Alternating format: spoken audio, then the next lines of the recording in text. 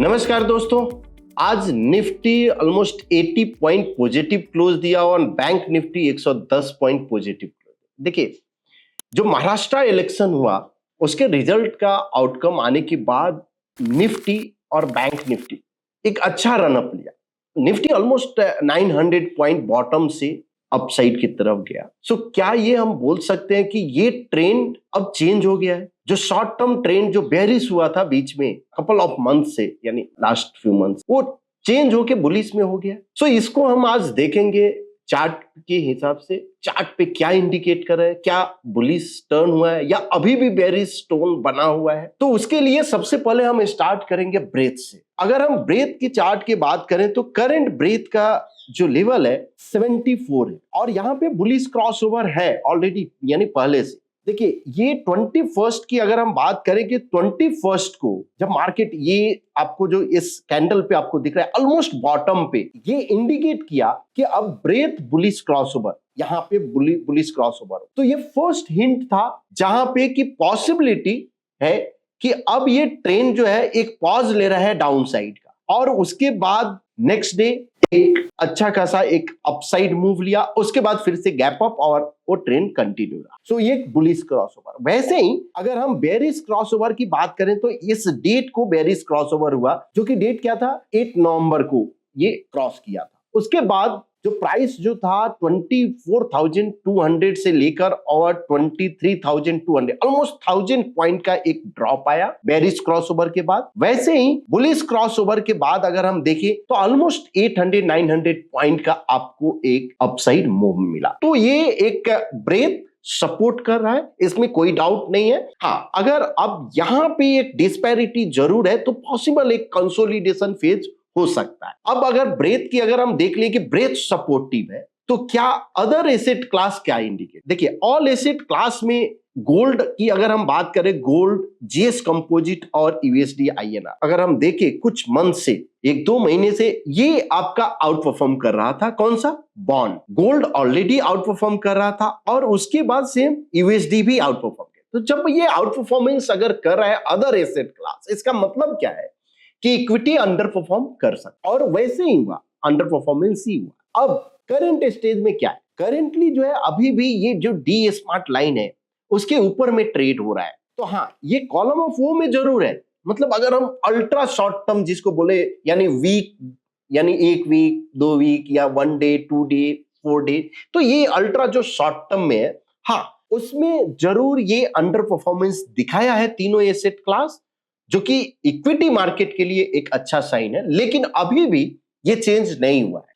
जब ये D smart line के नीचे में अगर आ जाता है तो ये फर्स्ट हिंट रहेगा कि ट्रेंड रिवर्स हो रहा है। तो अभी ये कहना कि ट्रेंड चेंज हो गया है, थोड़ा जल्दबाजी। एक तो ये हो गया। दूसरा, अगर हम ईओडी चार्ट की अगर हम बात करें तो यहां पे निफ्टी 50 का चार्ट आप देखिए।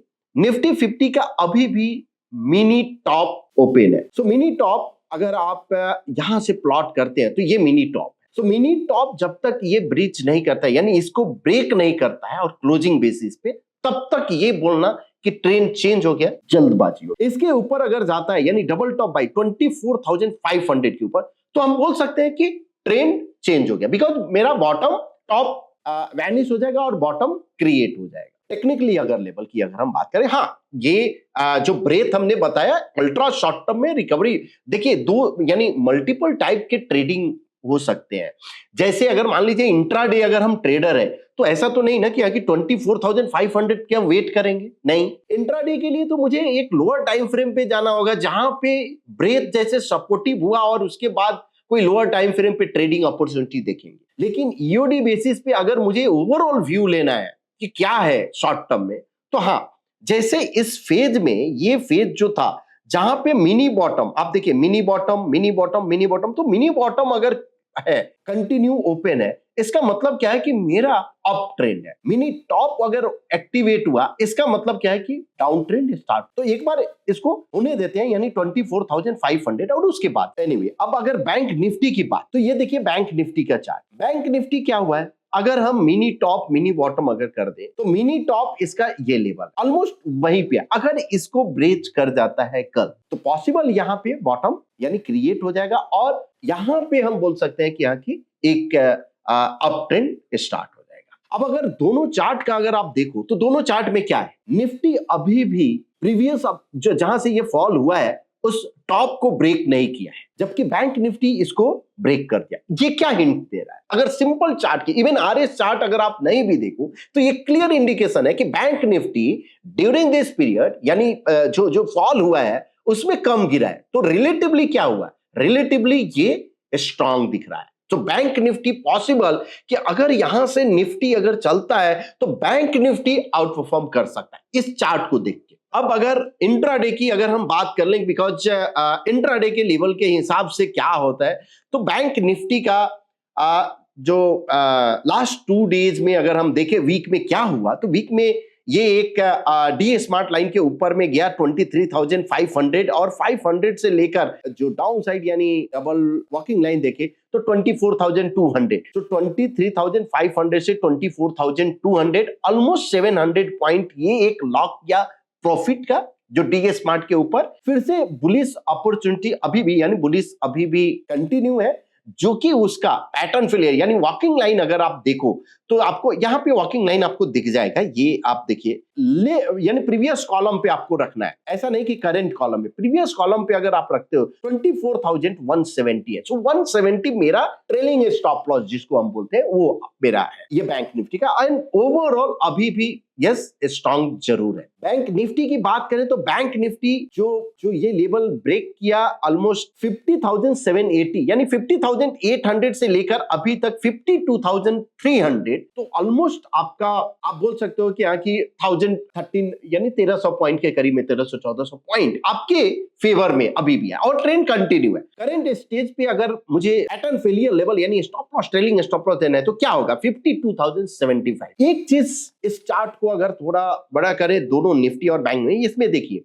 ये क्या है, ये एक कंजेशन यानी एक रेजिस्टेंस जोन है जहां पे मेजर रेजिस्ट ये मल्टीपल टाइम्स जो है ना 51,500 51,500 51,500 सॉरी 52,500। सो 52,500 ये एक रेजिस्टेंस जोन है इमीडिएट। अगर इसके ऊपर अगर निकलता है तो पॉसिबल एक अच्छा खासा इसमें रनअप आपको दिख सकता है। अब अगर निफ्टी की अगर हम बात करें तो निफ्टी में क्या कोई इमीडिएट जो रेजिस्टेंस, तो यस ये एक जरूर है 24,700 का, और उसके बाद 20 बिकॉज वहीं से फॉल हुआ था जो जहां से फॉल हुआ था। मतलब क्या हुआ, एक सिंपल अगर हम बात करें तो जिस पॉइंट से फॉल अगर होता है मतलब वहां पे सप्लाई ज्यादा हुआ है, करेक्ट।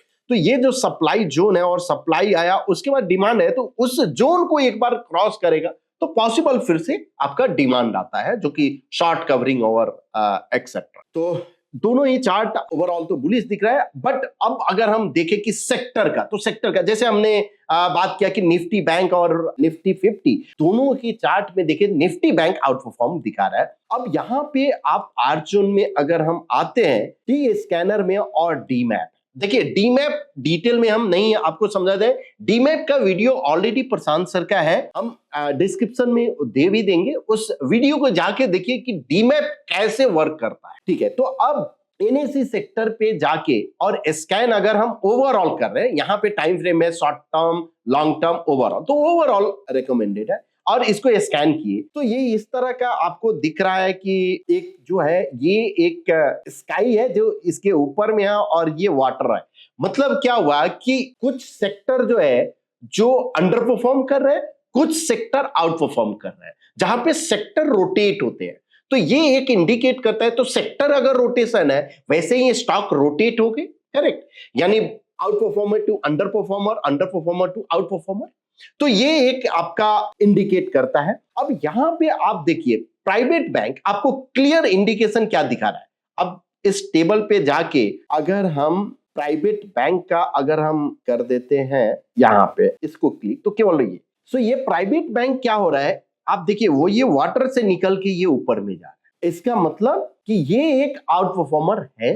अब इसको अगर देखना है ठीक इसी पे अगर आप क्लिक करते हो तो आपको स्टॉक भी मालूम चल जाएगा कि यहाँ की कौन सा स्टॉक जो कि आउट परफॉर्म कर रहा है। तो क्लियर क्या दिख रहा है, राइट में आप देखिए इस एरिया में कौन सा है, राइट में ऊपर में क्या है, एचडीएफसी बैंक है, आईसीआईसी बैंक है और फेडरल बैंक है। इसका मतलब क्या है कि जो कंट्रीब्यूटर है, जो बैंक आउट परफॉर्म कर रहा है उसमें प्राइवेट बैंक में HDFC बैंक, ICICI और फेडरल का है। अब कोटक बैंक यहाँ पे जो दिख रहा है, एक्सिस और कोटक, अब पॉसिबल कि ये एक रनअप लेने की तैयारी में है, तो यहाँ पे आपको नजर रखना चाहिए कोटक और एक्सिस में कि यहाँ की ये एक रिवर्सल है, कंटिन्यूशन फेडरल। और अब अगर इसी को अगर हम जैसे आपका निफ्टी बैंक भी है, तो निफ्टी बैंक पे अगर आप क्लिक करो तो यहाँ पे क्या, SBI, फेडरल, ICICI और HDFC मेन कंट्रीब्यूटर यहाँ पे है। कोटक और एक्सिस बैंक हमने डिस्कस। वैसे ही अगर हम बैक करते हैं और फिर अगर हम देखते हैं, जैसे आप देखो ये एक इंडिया डिजिटल की अगर हम बात करें कि इंडिया डिजिटल में क्या, विप्रो,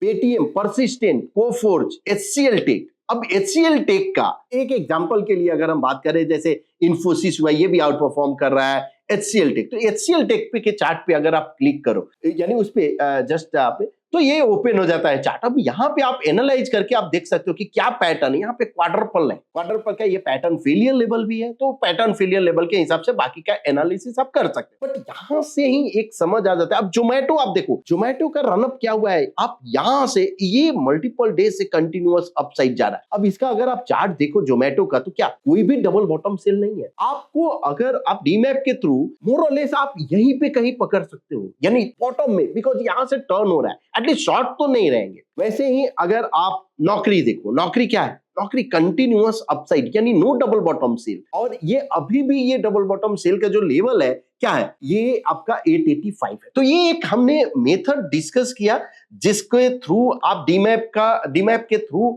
आप स्टॉक कैसे आप सिलेक्ट कर सकते हो। तो हमने बात किया कि सेक्टर के लिए जो लास्ट जो प्राइवेट बैंक दिख रहा है, Nifty bank, fin service obviously, यानी दोनों हो सकता है, कंज्यूमर ड्यूरेबल जो कि बुलिश के लिए दिख रहा है, बुलिश इंडिया डिजिटल और IT अभी भी बुलिश है। बेरिश में जो मीडिया और FMCG अभी भी बेरिश, CPSE, PSE बहुत ज्यादा अभी नहीं दिखा है। अब वैसे ही आप छोटा छोटा सेक्टर भी आप देख सकते हो, जैसे अगर हम बात करें डिफेंस हुआ या मिड कैप में थोड़ा आज दिखा है, तो आगे के लिए आप देख सकते हो। बट ओवरऑल ये एक आपको व्यू देता है जहां से सेक्टर एनालिसिस कर सकते हो। और एक टूल, इसी टूल से ऑल चार्ट, मतलब आप PNF चार्ट, कैंडल चार्ट, जो आपको चार्ट देखना है, जैसे अगर मान लो मुझे कैंडल में इंटरेस्टेड है, तो अगर हम डिजिटल पे अगर हमने क्लिक किया और फिर अगर हमको विप्रो का चार्ट देखना है, तो कैंडलस्टिक का चार्ट ओपन हो, तो कोई भी चार्ट आपको यही एक ही यानी स्कैनर के थ्रू आप कर सकते हो। सो होप आपको ये वीडियो पसंद आया होगा। अगर पसंद आया तो प्लीज अपने दोस्तों के बीच शेयर कीजिए, लाइक कीजिए एंड कमेंट कीजिए। Thank you so much.